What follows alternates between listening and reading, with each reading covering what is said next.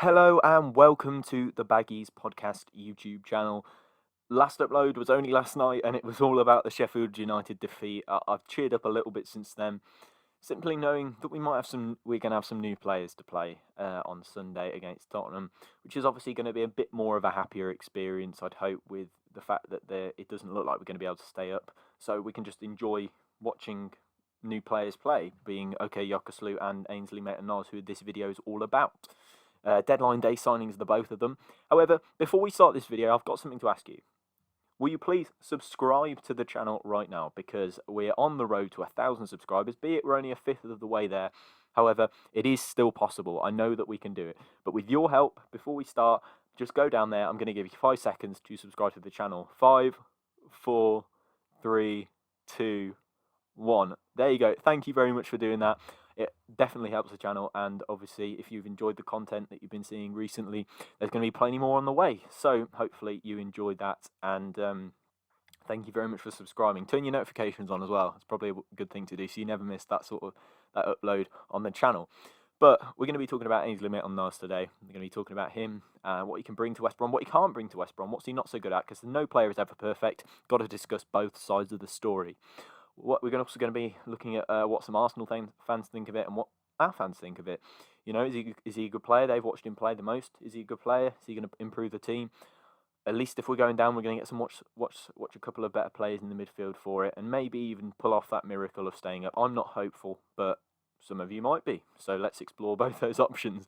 But make sure you follow me on Twitter at the Baggies Pod. If you want to follow my Twitter, it's at @LouisBent_. All of those links will be in the description, and you can watch last night's thoughts on last night's defeat at Sheffield United on our YouTube channel as well. All videos on the other 2 signings, in by Diagne and OK Yokoslu, also on the Baggies Podcast YouTube channel. But here is what Ainsley Maitland-Niles can bring to West Bromwich Albion. So let's start off by talking about what sort of deal we've got with Ainsley Maitland-Niles, because obviously a highly thought of prospect at Arsenal, plenty of interest obviously from other clubs, and we've managed to pick him up. Not sure why he's agreed to that, if I'm being completely honest, but there's got to be a reason as to why he's come here, and that we've obviously managed to secure that deal.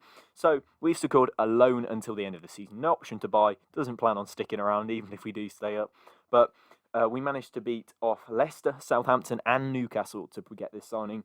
Leicester and Southampton were deemed as Arsenal's rivals to them in their league position and fighting for maybe mid-table or European football. And then Newcastle also chose a different Arsenal player to take on loan. Obviously, you can't have 2 domestic loans from the same club. So obviously, they couldn't sign Willock and Ainsley Maitland-Niles. They chose Willock, and we chose Ainsley Maitland-Niles, who apparently there was a late hijack to hijack this deal whilst he was on his way to West Bromwich Albion, and we managed to fend them off, and we have got the man in Ainsley Maitland-Niles to come and play for us. So why is he any good? Why have we signed him? You know, he might just be a prospect at Arsenal, but that's just a club. It's just a name. It's like how top clubs charge a bit extra because they come from their club. It's a Barcelona player. It's a Man United player. If this is an Arsenal player. So what actually is he good at? So what's he actually done to warrant this loan move to a Premier League club? So he's played 20 games. By the way, these stats are coming from the 2019-20 season, because they're the sort of best representative data that we've got here to look at. All the stats are provided by FBref, which is a website which provides some very good football stats and hopefully very accurate as well. So you can go and check that out if you really wish to check that I'm not lying. But he played 20 games for Arsenal in the 2019-20 season. This is the best set of stats. He got 2 assists last season for Arsenal. He made 825 completed passes, which is the 7th most in the Arsenal squad. So he perhaps is that product of this sort of Arteta way of playing. He's started to make those passes, 82% of those completed. So he's obviously trying to play that Arteta way, and Arteta obviously taking moods off Pep and obviously taking that method off Pep and using the same sort of system as Pep Guardiola did.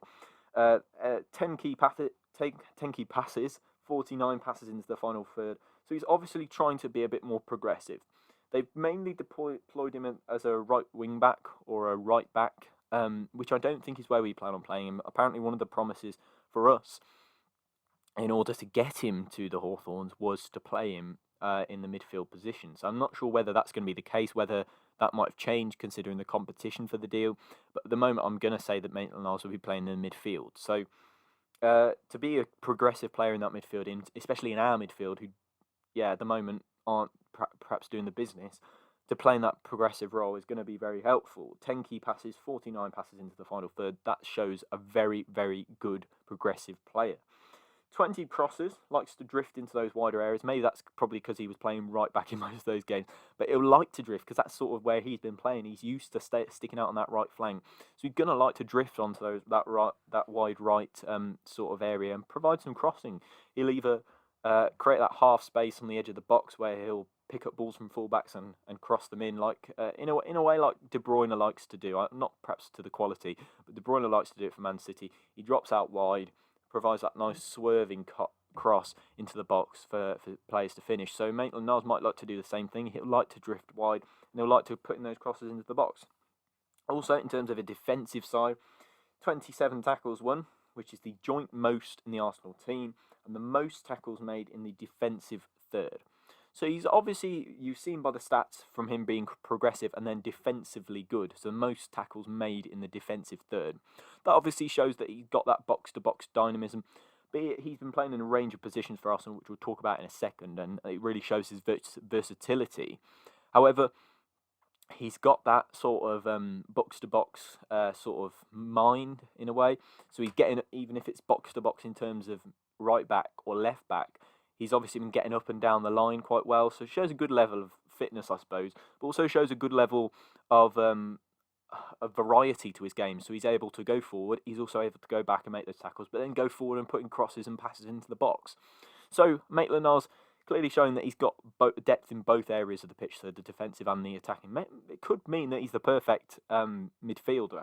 However, he's also got 17 interceptions, which shows quite a good level of reading of the game for a young lad. 17 interceptions is quite good, and in fact, it's it's not quite as good as many of our players this season, simply because we haven't seen much of the ball. However, when he's not seeing, obviously Arsenal are a possession-based side, supposedly, under Arteta. Not that you'd be able to tell, but he's obviously been making those passes, and he's obviously been starting to create more opportunities and make those shorter passes, which Arteta is probably wanting of him. So he's had the third most combined passes and interceptions in the Arsenal team. Ainsley Maitland-Niles playing 20 games out of 38 league games for Arsenal. So it's quite good, isn't it? So you consider, I actually think this is all competitions, if I'm being completely honest. So 20 games is quite a lot, but not in comparison with players who have played the entire thing. He's played right back, wing back, central defensive midfielder and centre midfielder and left midfielder and left wing back. So he's obviously very versatile. Where we're going to play him is a separate issue. He wants to force his way into the England squad for the Euros. Understandable. You're a young English product. You're an international player. You've made caps for England. So you'll want to force your way into the Euro squad. Is the midfield the best position for him, though? I think he could probably play a sort of left back role if he's to get into the England squad. I don't think he's going to get in the midfield. If you're saying you want to play in midfield, you're not going to go to the Euros. It's simple as that. There's so much depth in that sort of area. Grealish, Maddison can't even get in the squad for a start. Rice, you've got Phillips, you've got Mason Mount, who's Gareth Southgate's favourite player. There's plenty more options in that midfield, really. Henderson, players like that have been playing better than Maitland-Niles and probably more established players than Maitland-Niles. So if he wants to play, I think he should probably go for a full-back role. Maybe not right back, because there's quite a bit of... So you've got Wan-Bissaka, you've got Trent Alexander-Arnold there. But then left back, maybe there's a little bit of a gap for you to make the squad. But he might be that sort of utility player and that versatile player that Southgate might want to take along with him, because he's got so many positions that he can play in. He's sort of that Mr. Fix-It. Whoever goes, if there's an injury in any of the positions, then he can perhaps come in and make a good account of himself in those positions. So he might be that sort of player. But if he wants to play midfield and midfield only, then he's probably not going to get in the squad. But if he chooses to sort of widen his footballing scope and play in all of those positions like he has been, maybe for England, or Southgate might ask him to play in all those positions. If so, you can't really refuse once you're there on the plane to the Euros. But yeah, we'll see how that goes. We'll see where we decide to play him. I think we've agreed to play him in midfield, but I can also see him playing as a fullback, especially right back, seeing the depths. The lack of depth in that position recently. Left back, I think, is sorted with Townsend. I think, yeah, you've got to stick with him. despite the lack, it is one-footedness, but I think you stick with him at left back. Right back, I think Furlong isn't a fancy of Sam Allardyce. I don't think he's very defensively switched on. O'Shea, just a bit inexperienced. I like him a lot. I think he's a great lad and has worked really hard to break into the first team, but I don't think he's going to be right at right back. I think it's going to have to be Maitland-Niles if we've chosen to play him there. You know, we don't want to breach any agreements with Arsenal over where he plays, but we'll see about that. We'll certainly see. But why might not he be good? He doesn't have many shots and doesn't make passes into the penalty area, which is quite interesting. So he's starting to get forward, but is he really carving that defence open? He's making those key passes, but is he really getting into the box and causing issues for opponents? Yeah, perhaps you'd say, but obviously not particularly progressive. He's one of Arsenal's starlets, that's all that we can say. The only problem is Arteta can't guarantee him a full place in the team. You've got Tierney left back, Bellerin right back. Apparently Arsenal fans not happy because he will never replace Bellerin, even though Bellerin perhaps hasn't been showing good form. Midfield, I don't think he's going to get in there. Plenty of good players in there, especially with players like Smith Rowe. You've got Odegaard coming in for Arsenal, Partey, Xhaka. Plenty of players in that midfield who outrank Maitland-Niles definitely.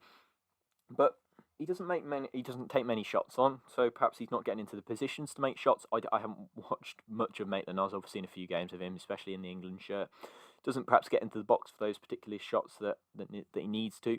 But he's been playing right wing back most of the time, right back. That's where he's been deployed the most. So you look at why he might not be good. It's because he doesn't get in those goal scoring positions. But does he really need to? We just need some bit more, not grit and determination, but more legs. Because Snodgrass has clearly got that determination, but has he got the legs? Probably not. But I'd still play him perhaps in that midfield or on the wing. Livermore, I can't see him continuing to get a game with Yokoslu and Maitland-Niles in that midfield, but we'll see about that. He also doesn't have the legs. What you need is somebody who's able to pass the ball alongside him. Maitland-Niles clearly proves that. Clearly very progressive. Doesn't perhaps get in those scoring positions, but do we really expect him to? That's the sort of job of Diagne, whoever plays on the wing, and Pereira. So there's plenty of options with Maitland-Niles in that sort of respect. But we'll see. We'll see what Maitland-Niles brings. I think it's a really good transfer, and I think we're quite lucky to have him. It's just a shame that we couldn't get him or Yokoslu in time for the Sheffield game, because that would have potentially changed the dynamic of the game and perhaps brought a bit more legs in midfield to those legs that were looking pretty tired late on. But we'll certainly see. I'd probably grade this transfer a B. A B. Yeah, I think it's a solid transfer, really good loan deal. Good for Arsenal, good for Maitland-Niles, good for us. I think, it's going to be an experience for Maitland-Niles fighting at the bottom of the table, where he's perhaps been sheltered by Arsenal, playing in a more comfortable way. It's going to be different. It's going to be a different experience. He'll certainly learn a lot from this. But yeah, I rate it quite highly in terms of transfer business. You guys voted in a poll, and I haven't got the exact results to hand, but you gave 100% as a good sign-in for Maitland-Niles. I think it's a really good deal. That brings us to the end of this video on the Baggies podcast YouTube channel. We're going to be bringing out a video in a couple of days, which is going to be all about the transfer window, ranking our transfer window, almost talking about the deals that have come in, deals that have gone out, and how well we've done in terms of our business. So we're going to be doing that, and hopefully going to be launching a new series on the channel very soon as well. So keep an eye out for that. Obviously, the podcast is still available. Podcast with Marc-Antoine Fortuné in particular, former West Brom player, which is out now on Spotify, Apple Podcasts, and also YouTube. So if you just want to go and find that, there's links in the description, all sorts in the description. Just go and have a look. My new website's been launched, where I'm blogging about West Brom and talking about their time, writing articles about that. So that's available for you to watch as well if you fancy it. You know, it's completely up to you, but just go and look in the description. Go on. Just go and have a look. Go and have a look down there, because you might just find something that you haven't learnt before, or find something new to watch or new to listen to. Also, make sure you follow me on Twitter at @TheBaggiesPod or at @LouisBent_. Plenty to go through on Twitter. Plenty of conversation.